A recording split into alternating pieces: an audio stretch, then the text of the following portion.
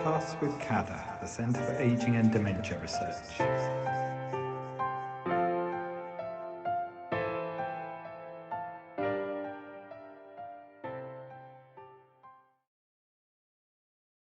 So we're just going to follow on from Sarah's podcast that you've just listened to, and I'm currently here with Proffesor Charles Musselwhite from Aberystwyth University, and he is a Professor of Psychology and Co-Director for the Centre for Ageing and Dementia Research. So what we really wanted to know, Charles, was your take on this new legislation and how it affects older adults.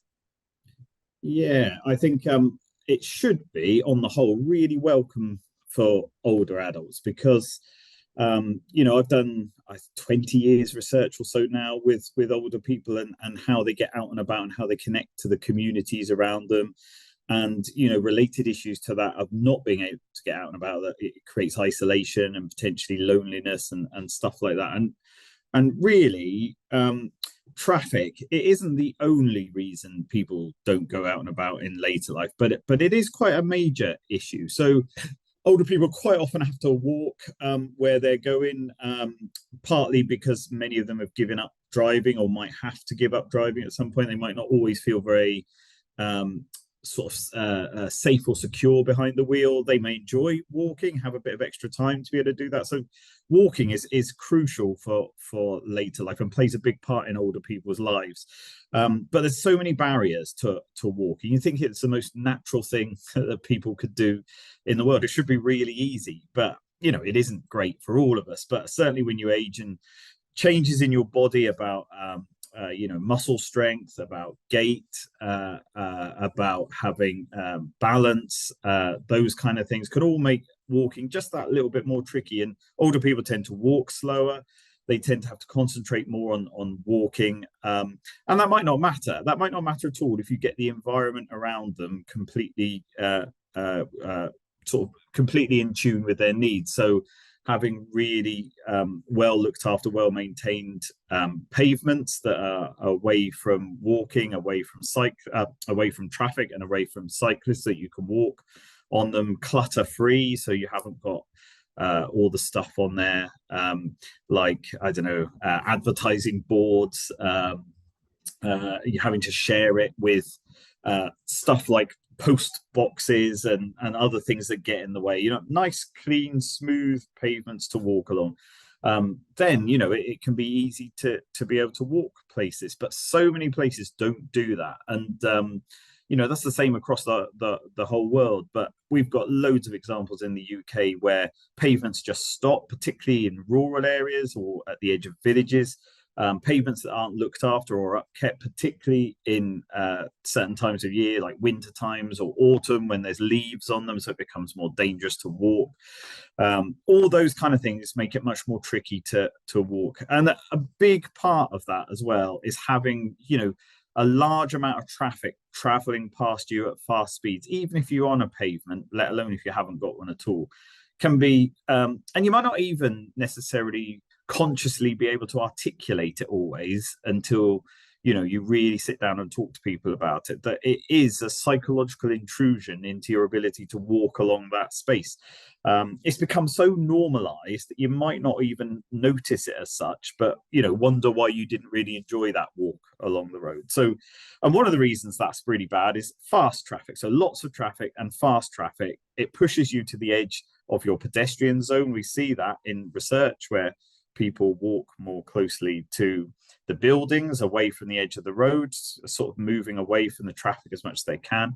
And again, if you've got narrow pavements, that's not particularly very nice. You're closer to the traffic, that kind of thing. So on the whole, we really welcome 20-mile-an-hour speed limits because that should reduce the speed of traffic, even if it doesn't reduce the volume of traffic, the amount of traffic to begin with.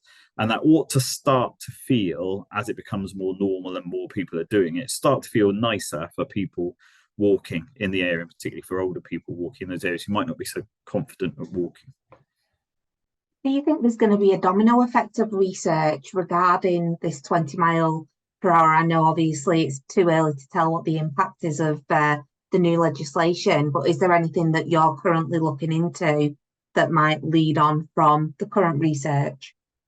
Yeah, we know there's lots of the Welsh government are collecting their own data about traffic speeds, and they'll collect their data about collisions and people who get injured or killed from road traffic accidents, and that is part of the story. But we're really keen to collect lots of data about people's experiences, their attitudes, their feelings towards these changes. And we know that actually, contrary to what you might read in the paper, that a lot of people are broadly supportive of this move to 20 miles an hour in default speed limit on mostly residential roads. There's always going to be teething problems, getting the roads that should have 20 on them being 20 and the roads that should be 30 remaining 30 and things like that. And that's a difficult thing to do, because if you looked at those roads and did it by the amount of people who are walking, you're not taking into account those who don't use that space because they're already worried about it. So, if you reduce an area from 40 or 30 to 20, you might end up with more pedestrians. So you can't judge an area as to whether it should have 20 miles an hour or 30 miles an hour based on how many people are there at the moment. So it's going to take some bedding in to look at that. And that's something we're very interested in researching. Lots about the attitudes, very much community or neighborhood based research. So we understand what it feels like to live in that community where things get changed. And that's both positive and negative. There's a lot of stuff in the press at the moment about people feeling hard done by if they're driving and things are a lot slower, a lot more frustrating. Some of that will iron itself out. People will get used to it. It won't feel so slow in the long term, but there might be places where road speeds need to be increased as well as decreased, and we need to just know more about involving people, understanding what their issues are, and that's both to increase and decrease speeds appropriately. And of course, within all of that, you've got to involve marginalized groups or particular groups who might have more effects from this change than other groups, and older people are definitely one of those groups. It has real huge potential benefit, like I say, for older people walking, cycling as well potentially, and it might even be quite useful for them to drive. We know older people drive on the whole pretty well, but they do tend to drive a little bit slower. There's a lot of things going on in a driving environment that older people have to adapt to. Changes in our cognition, changes in eyesight, changes in hearing, all make the process of driving much more difficult as you get older. Doesn't mean they're more dangerous, but it does mean that you need more time to process the information and understand things that are going on. So slower speeds all round give older people more time. It could make them much more safe on the road as drivers as well as pedestrians, I think, moving forward. Brilliant. And I think Sarah had said regarding some of the hopeful outputs of this is that it will, stop accidents or have less accidents, so clear up beds and stuff in hospitals and things like that. So how will that affect older adults? Yeah, I mean, it's a massive potential benefit for older people again. So not only will they feel more able to get out and about and walk or even drive potentially, but we know particularly amongst those sort of 70 years of age, there's a statistic that says I think it's about 12% of the population are over 70. They account for about 9% of the pedestrian activity at the moment, so there's fewer people than you'd expect walking. Yet they account for about 44% of all pedestrian fatalities. So that is a huge problem in later life for older people, that we are literally killing older people on our roads the way it is at the moment. And I think slower speeds can really make that reduce that a lot. Lots of that is crossing busy or fast roads again, and just having drivers going a little bit slower means they can react quicker if they see people in the road, or somebody stumbles into the road, or somebody takes longer crossing a road than they think they can, and even if they hit them, they're less likely to kill them. So that all has huge benefits. It might not feel like that. They're very rare incidents again, but there's too many of them as it is at the moment. So just reducing some roads where 20 miles an hour, make it 20 miles an hour on some roads would make a huge difference. We can't continue to have 44% of all pedestrian fatalities being in that over 70 age group. It's a real it doesn't look good for us as a society if that's the case. We really need to bring those down, and this is a way of doing that. And it's quite interesting, really, because if you consider, younger generations now, they are a lot more, attuned to climate change and things like that. And, they want to save the planet. So that number is likely to change in the near future. So it might not just be 14%, and it might not just be older adults that you're considering. It is the whole population, really, of walkers. So yeah, I mean that's a really good point. I mean, one of the things that 20 miles an hour should do once it's bedded in and it becomes more normal, and we work out exactly which streets it works best on, which it doesn't. It should change the norms a little bit. And like you said, there is a little bit of changing of norms anyway. They haven't quite embedded in the way we thought they would, say, 10 years ago or so. But there is a reduction in younger people taking up driving, for example, or they do it later on in life. They don't pass their test till a little bit later on. And some of that's cost. Some of that's because they often go to university in urban areas or get jobs in urban areas where you don't need vehicles so much. But some of it is also attitude change about climate, about understanding about the negative side of vehicles, and not really wanting to be part of that, or only having to use their car where they really have to. Whereas the older generation have really been brought up with the freedom and independence that the car brings them. The 50 to 65-year-olds at the moment drive the highest number of miles per person per year of any cohort we've ever had. So they're going to find it more difficult, I think, to give the car up. They've been given that freedom. They've geared their lives around it. They haven't taken into account the negative side of that because it hasn't been an issue, or hasn't been discussed in detail as it does now with climate change and sustainability and health and the negative impacts on all of those.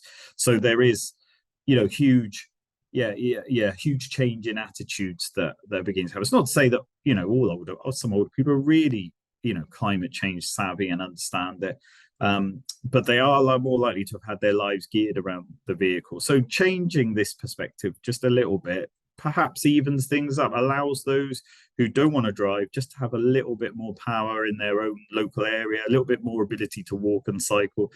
And that will shift norms and change things over time. And, things filter through different societies intergenerationally. And, hopefully that more and more people will become positive towards 20 miles an hour as they see the benefits from it, and the negative side of it won't be as severe as a lot of people think it will be. Absolutely. And I also wonder whether, based on the 20 mile per hour, people are considering using public transport again. And I know in the last year we've had, a hell of a time with public transport and delays and strikes and everything. So is that going to be a push then for, railways to improve their organisations, make sure the trains are running regularly on time, especially if they're going to have an increased amount of users? Yeah, definitely. I think you're right. I think that's probably the least researched area of 20 miles an hour is the effect on public transport. But again, I think it should have, we believe it would have positive benefits for it. Because again, there's a lot of rhetoric, lots of discussion at the moment about how it will reduce journey times on buses, because they spend a lot of their time actually probably in lots of 20 mile an hour zones. But how many buses do you see going much faster than 20 in urban areas anyway? It's not going to make a huge difference to timetables. It may even smooth traffic flow for them. Lots of urban areas have done really good things with bus gates and allowing bus priority in certain areas to encourage more bus use and reduce car use. And that ought to, again, look really good alongside 20 mile an hour zones. I think it might encourage people, certainly again, to walk to and from the bus stops will be easier. Waiting by the bus stops will be nicer, because you've not got that huge, fast traffic going past you. These things probably always need balancing with 20 miles an hour on its own. It's like any intervention is not, I don't think, going to change the world alone. It's going to have significant positive impact, but you're going to need to put other things in place. We have, like you say, we've seen public transport be really decimated, or lots of negative things happening to it. We've got rural bus companies handing their contracts back and not running bus services, lots of bus services being delayed, lots of rail strikes, like you say, rail prices appearing higher, or at least seemingly being much higher than they have been in previous years, it isn't a good time for public transport. So we've really got to balance that up. So 20 miles an hour is the kind of stick to drivers. It's a carrot for walkers, but we also need some carrots for public transport users, and making those bus journeys just nicer and more reliable. And maybe one way of doing that's what's happening in Greater Manchester right at the moment, and happens with Transport for London just the same, which is the retaking back of control of your local bus services. So the local authorities do it and run the timetables and suggest what ought to be put on, and then private companies come and actually do the services. And there's potential then to integrate it into other bits of public transport, so buses in with trams in Manchester, and with potentially with railways eventually as well. Same with Transport for Wales could happen. So there is potential, and there is good things on the horizon, but these things, particularly in the UK, seem to take ages to happen. Yeah, that's the truth, isn't it? Well, thank you so much for your input, Charles. We'll hopefully be getting this out to our audience as soon as possible, and we hope to speak to you soon. Great. Yeah, nice talking to you. Thank you very much.